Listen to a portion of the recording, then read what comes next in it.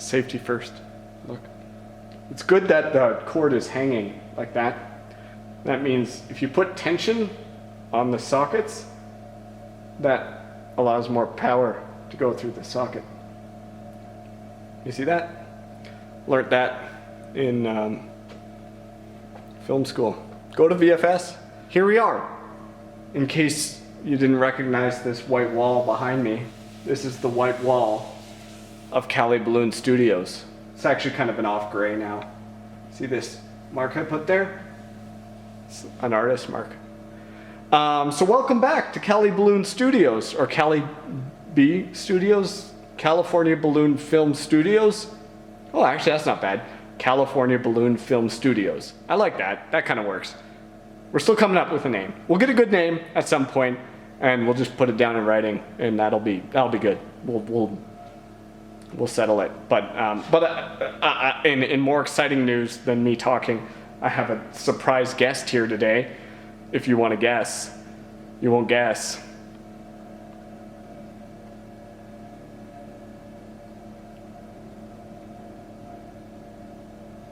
See? Look. Look. Right back there. Do you see him? He's like back behind me there. It's Chris! It's Chris from Cali Balloon Films. Look. I have to walk backwards amongst all this stuff here. Say hello, Chris. It is I, Chris, in all my scruffy glory. Yeah. Back from Halifax, Nova Scotia. He's come back here to on us. the west, I don't know what this area Center of Coast is called. On the center coast. Center Coast. We're so close to the coast, it's like an 8-hour drive at most. Yeah, we're basically LA. Yeah, we are the New York of LA. Look at that, matching mustaches. Look at that. Isn't that perfectly matched? He saw me from afar and was like, I need to match this. Yeah, that's how it happened. Yeah, that's exactly what happened. But this is the first time he's seen this area, this location. But he's seen down there where we shot. We shot some of the movie down in that area over there. I'm not going to show it because there's actually nude people over there. It's not really fair. He hasn't really seen up here since I've redone it, as I've shown you in another vlog. Like it's all nicely furnished and everything. But he hasn't seen it since then, since all the VHSs have made their way in. There are more VHSs. Yeah. This being the pride and joy. Oh. Star Crash. So now we're into the real Space Rippers business. This is what started it all, folks. This is what started it all. We were in, the last apartment. No, it's the house. No, the second last house in Calgary. Yeah. We fired up Star Crash, thinking it would be one of many crappy 80s sci-fi films that we would take little bits from, and it really became an animating force behind what we were trying to do. There's a spirit in this movie that is like very few, almost none of the other 80s VHS. More happens in the first 20 minutes of this movie than happens in the entirety of Star Wars, I would say. Yeah, absolutely. Yeah. The entirety of Star Wars is crashed into the first 20 minutes of this movie, and then there's a whole nother. And it has Caroline Munro, who I was in love with ever since The Golden Voyage of St. Benedict. That didn't hurt. But the ambition of this film is like nothing else. It was so exciting. Stella Star. Here's Christopher Plummer. Yep. And Fresh Caroline off. Munro, I already mentioned. David Hasselhoff in his pre-Baywatch days. Isn't that the first reason? Like that's the classic reason to watch the movie. To see it is for the Hoff, but you'll discover so much more. Yeah. Joe Spinell of Maniac fame. There was just that showing of Maniac, a 35mm showing of Maniac, Cody Cook put together. You missed it. I missed it. You missed it because I made you stay up late and watch Space Rippers. Yeah, we really fucked early on that one. We're currently in the process. Oh, you can't hear that because I just covered the microphone. We're currently in the process of trying to cut. Oh wait, how do I get Chris in frame? I always go the wrong way. Wait, why am I? What way do I have to go? There we go. Oh, I'm so sweaty. Whew. Imagine if you were in a spacesuit. I know, which people have been in spacesuits in here. We're in the process right now of cutting half an hour of Space Rippers, I would say, which isn't unreasonable. We cut a half an hour of truth, so I'm sure we can cut a half an hour of Space Rippers. But yeah, it's Chris's job, because I gave up.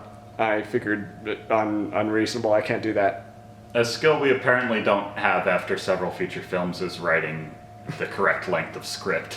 Which you'd think would have settled in. What's the ratio between well, it's supposed to be a page a minute. That's what's so frustrating. Yeah, so we always make sure we write 250 pages just to make sure we have the movie in that. Space Rippers, 89-page script. I put it all there. Was it actually? Yes. 89 pages? Yeah.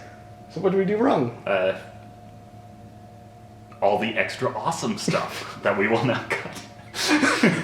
You're only seeing a quarter of the movie. That's true. it. Yeah. So we have some posters here. You remember the movie California Balloons, Chris?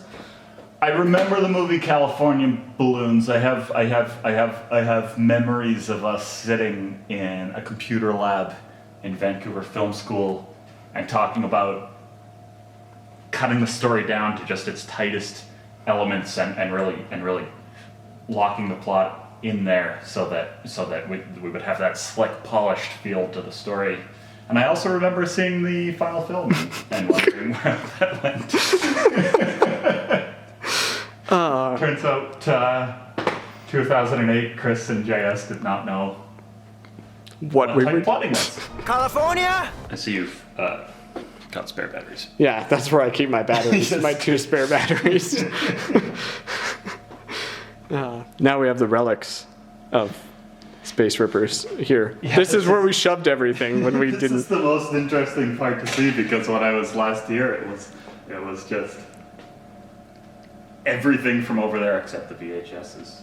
All of our film stuff was right in Shoved here. Because we had to leave the location. Stacked up to the ceiling. Yeah. In this tiny little corner, and everything over here was boxes of nails. Yeah, no, old documents. Old documents, yeah. Yes, do not burn. Do not burn, yeah. This whole place was filled. There was two huge racking systems in the main area here.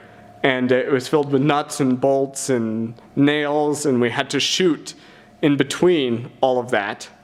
We were quickly kicked out of the location, so we had to clear out the location, so we shoved everything up here, which is what Chris is talking about. And then over here, we have, you'll recognize this, Chris. I do recognize the legacy. The Ripper Legacy. The Ripper Legacy. Little the worse for wear, but such things happen.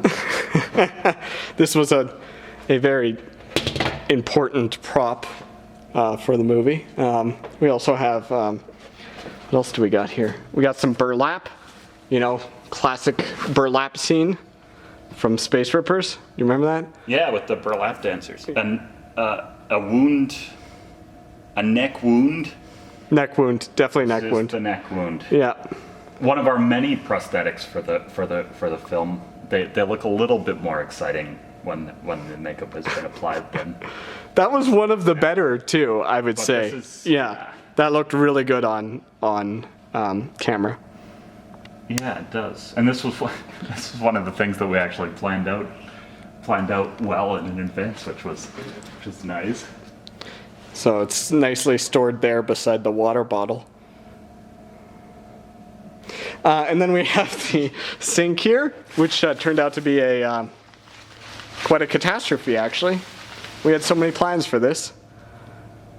The sink is one of the sequences that kept getting shunted down the schedule, and I remember because it's really kind of the centerpiece to the film, not the sink, but the things that go on with it. But because there were a lot of effects shots, we kept shoving half of the sequence down the Sink. down the line, down the sink. Very good. And then, as it turns out, when you keep moving stuff forward in the schedule, it falls off the end, and you don't have it in the movie.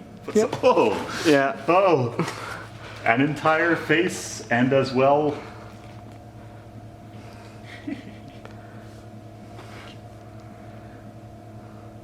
There's another thumb over there. I saw it. I've got a face going on here. I feel like it's gonna fall. Oh, it's still got fishing wire on it. I don't think we ever in our careers need to evolve past fishing line. It still works so well, except for when you film it. Yeah, our one issue has been that It doesn't look good when it you doesn't film look it. good. But other than that, it's very exciting. Okay, well, we'll just put the face back in the pizza and close that up there for the next hungry visitors.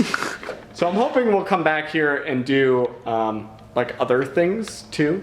Make use of this great place. We have like many VHSs, as Chris pointed out. Again, I can't stop looking at myself. But many VHSs, many things on the floor. And maybe we'll like do some like reviews or something like that. I always get fooled by this VHS. It's Bad Boys, but it's not Bad Boys. It's not Will Smith and Martin Lawrence. It's Sean Penn, isn't it? I know now. I've been here enough times. I've been excited about this VHS enough times to know. No, that is Bad Boys. Oh, fuck. That is Bad Boys. Well, now I'm fucked completely. Is it? Actually, now, let me It's think of gonna it. be Sean Penn. It always happens. No, it is Sean Penn. Dang it. I thought it was. Oh, I was duped myself. Why would they do this to us? It's Yeah. so convincing that this would be the style And it is, isn't it? of the Bad Boys logo from 1995. I actually think it is. Is it not the Bad Boys? I don't know. That would be a really funny way to sell a movie.